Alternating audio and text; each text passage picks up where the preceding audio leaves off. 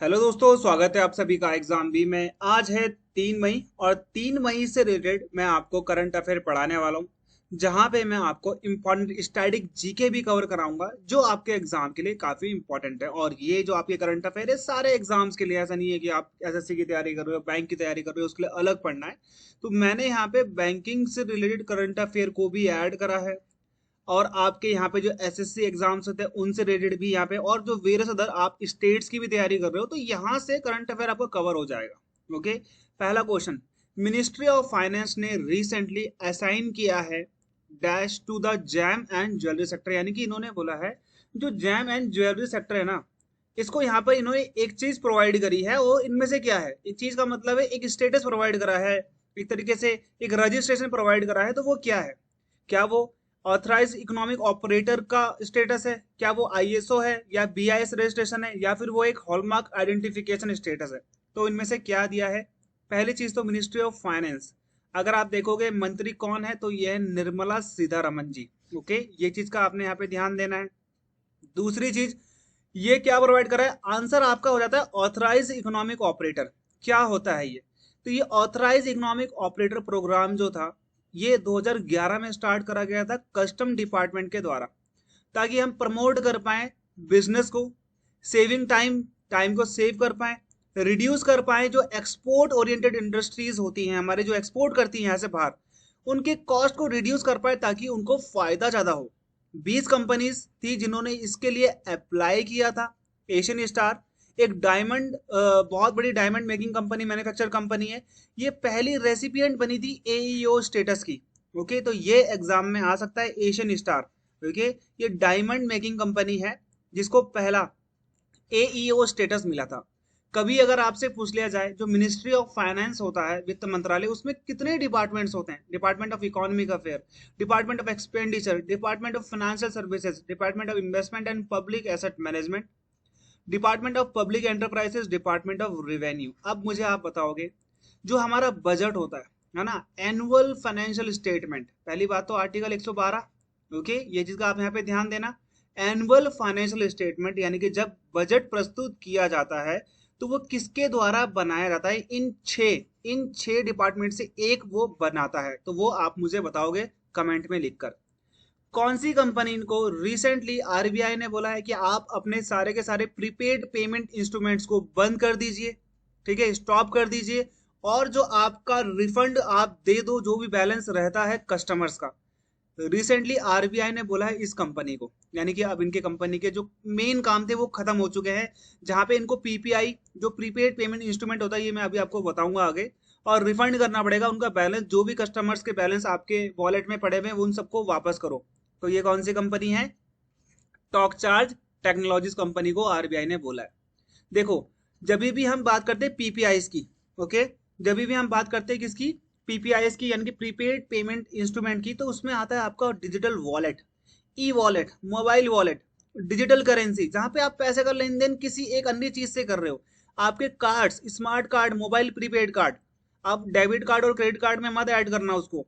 Prepaid cards जो होते हैं जो सिर्फ और सिर्फ एक चीज के लिए यूज होते हैं, डेबिट कार्ड और जो क्रेडिट कार्ड है वो नहीं आते इसमें।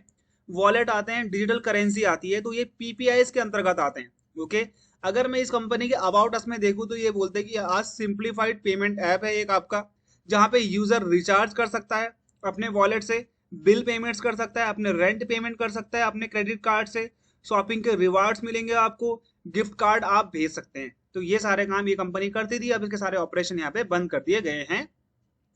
अप्रैल 2024 में आरएसी लिमिटेड एक कंपनी है, इन्होंने सिक्योर करा है ग्रीन लोन जापानीज येन में, जो कि होता है 60.536। ओके, जो कि कितना बैठता है? 3250 करोड़ बैठता है भारतीय रुपए में। ओके, तो ये कौन सी एजेंसी से यहाँ पे फाइनेंस ग्रीन प्रोजेक्ट को यहाँ पे क्या करा है? इन्होंने सिक्योर किया है। क्या वो आईएमएफ है, एडीबी है, जापान बैंक है, या फिर सर्विजी एक्यू क्रेडिटी है? तो यहाँ पे आप ध्यान देना, ना ही वो आईएमएफ है, ना ही ये है, ना ही ये है। आपका आंसर हो जाएगा ये थर्ड का, आपका डी हो जाएगा। आईएमएफ, ध्यान देना, आईएमएफ की है क्रिस्टलिना गॉर्जीवा, ये रिसेंटली दोबारा से बनाई गई हैं MD, managing director of IMF, Bulgaria की इकोनॉमिस्ट हैं। और डेप्यूटी एमडी कौन है? भारतीय मूल की, भारतीय मूल की गीता गोपीनाथ, ये भी आप लोग ध्यान देना एग्जाम में ये आता है।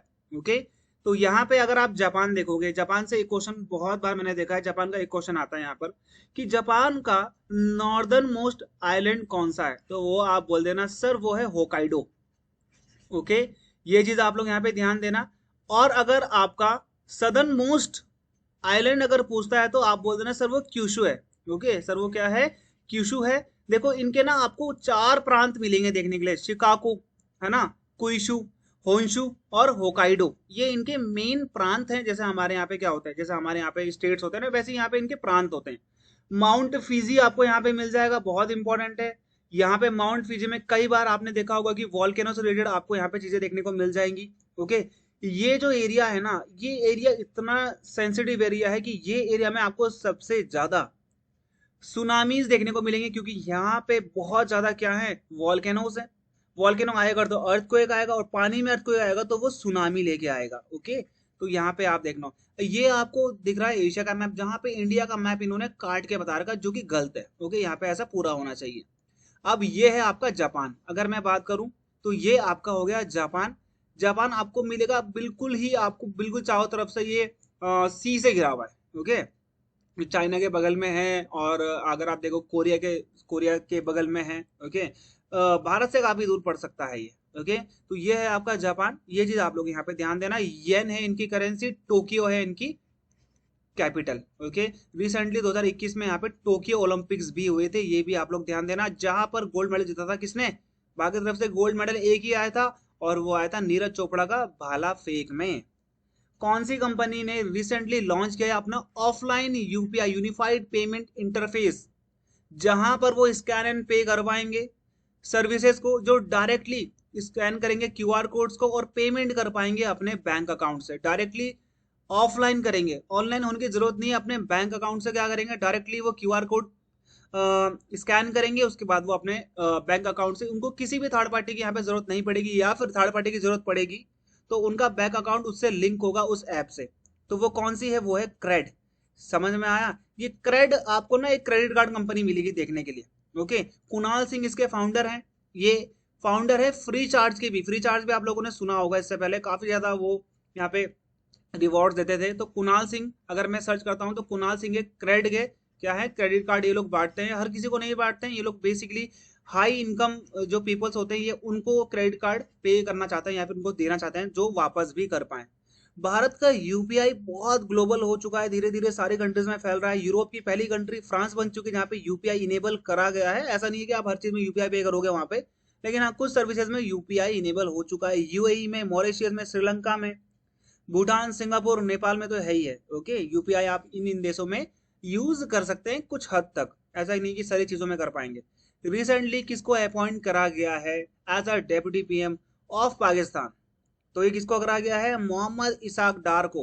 मोहम्मद इशाक डार को। इमरान खान जेल में बंद है।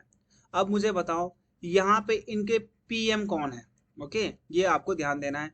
अगर मैं आपको पाकिस्तान का मैप दिखाऊं, पाकिस्तान की जो कैपिटल है वो है आपकी इस्लामाबाद, और रुपया इनकी क्या है, करेंसी है। पाकिस्तान ईरान से घिरा हुआ है, पाकिस्तान अफगानिस्तान से घिरा हुआ है, और यहाँ पे इंडिया से घिरा हुआ है। समझ में आ गया, ये वाला जो एरिया है ना, ये इन्होंने कब्जा रखा है इलीगली, भारत का एरिया है, कब्जा रखा है। अगर मैं बात करता हूं 2024 की, रिसेंटली अगर आप देखोगे जनवरी में, तो ईरान ने इन पे सर्जिकल स्ट्राइक करी थी इनके बॉर्डर एरियाज में, जहां पर आपको क्या मिलेगा, जहां पर आपको मिलेंगे रिबेल्स, जहां पे आपको मिलेंगे आतंकवाद के लॉन्च पैड्स। तो यहाँ पे ईरान ने इन पे सर्जिकल स्ट्राइक करी थी, भारत ने भी करी थी इन पे पूरी स्ट्राइक के बाद। इंडिया का अगर मैं इंटरनेशनल बॉर्डर अगर आपको दिखाऊं, तो भारत और पाकिस्तान की जो सीमा रेखा है according to the government of India, वो है 3323 किलोमीटर की। ओके, सबसे ज्यादा इंटरनेशनल बाउंड्री भारत किसके साथ बनाता है, तो 4096 है, 97 है, ये है बांग्लादेश के साथ बनाता है। ओके, भूटान के साथ 699, 1751 नेपाल के साथ। ओके, चाइना के साथ 3488 किलोमीटर लंबी। भारत की टोटल कोस्ट लाइन अगर मैं बात करता हूं हमारे किस चीज की, लक्षद्वीप की, अंडमान निकोबार की, तो 7516 है, वैसे तो 6100 है।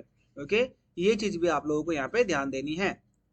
Which country top the medal tally at the 2024 Hyundai archery world cup stage 1 में इन्होंने टॉप किया है, तो वो है हमारा प्यारा भारत। और हमारे प्यारे भारत को टोटल 8 मेडल मिले हैं, जिसमें से 5 तो गोल्ड हैं, 2 इसमें सिल्वर है और 1 इनको ब्रोंज मिला है।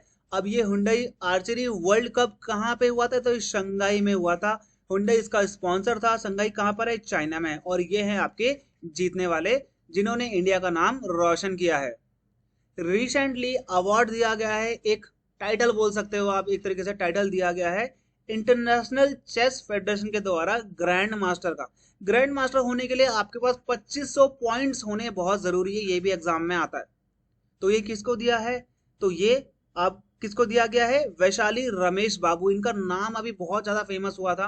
ओके, अगर आपसे कभी पूछा जाए जो फाइट की रैंकिंग होती है, जो कि चेस से रिलेटेड होती है, ये फाइट की रैंकिंग में सबसे फर्स्ट रैंक किसको है, तो ये मैग्नस कार्लसन को है, जो कि नॉर्वे के हैं। सेकंड में फैबियानो है।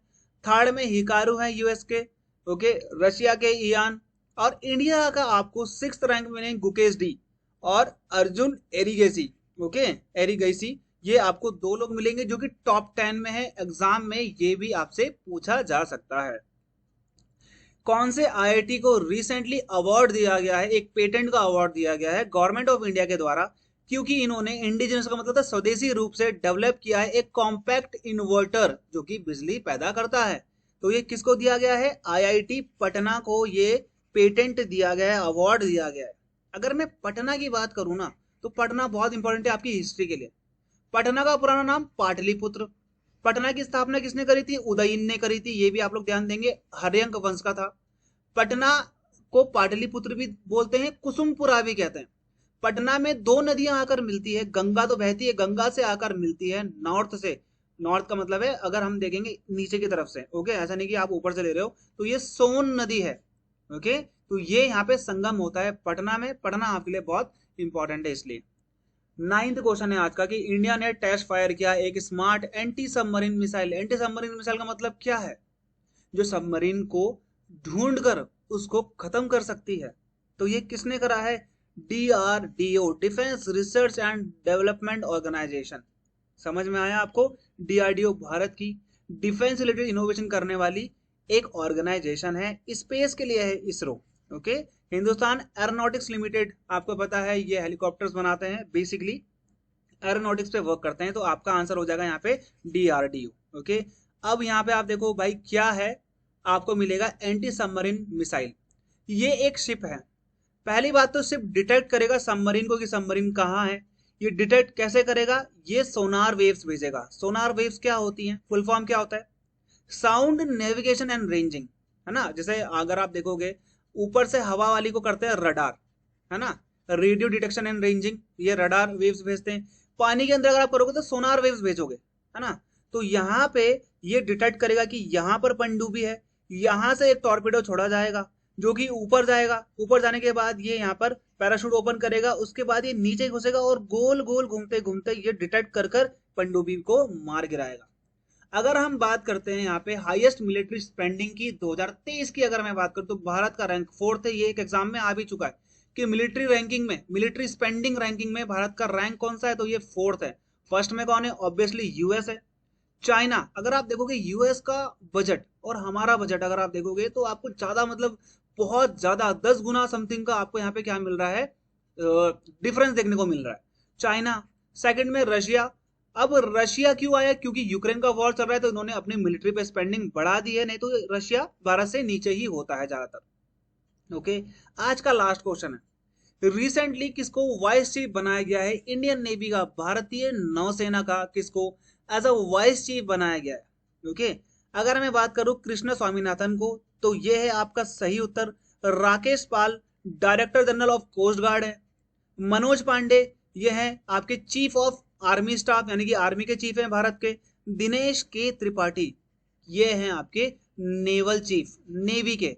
मैं यहाँ पे बात कर रहा हूँ उप प्रमुख की बात कर रहा हूँ, ये हो गए वाइस चीफ, ये हो गए चीफ। ओके, एडमिरल हैं, ये जनरल हैं, ये आपके डायरेक्टर जनरल हैं। ये चीज का आप लोगों ने यहाँ पे ध्यान देना है। राकेश पाल का एग्जाम में आ भी चुका है कि कोस्ट गार्ड के डायरेक्टर जनरल किसको बनाया गया है, राकेश पाल को बनाया गया है। तो ये थे आज के करंट अफेयर, और हमारे द्वारा बहुत ही अच्छा एक सुपर पैक एसएससी का वो दिया था। जो भी आप एसएससी की तैयारी कर रहे हो एग्जाम की, वहां से आपका ये काफी हेल्पफुल होने वाला है। आपको सारे के सारे एग्जाम के पीडीएफ सारे के सारे इंग्लिश में, हिंदी में आप उनको ले सकते हो। टेलीग्राम ग्रुप पे मुझसे बात भी कर सकते हो। कोई भी दिक्कत परेशानी होती है एग्जाम से रिलेटेड, आप मुझे कांटेक्ट कर सकते हो। विक्रम सर जीके ये मेरी टेलीग्राम आईडी है, यहाँ पर आप मुझे कांटेक्ट कर सकते हैं। मिलते हैं हमारे अगले वीडियो में, तब तक के लिए गुड बाय एंड जय हिंद।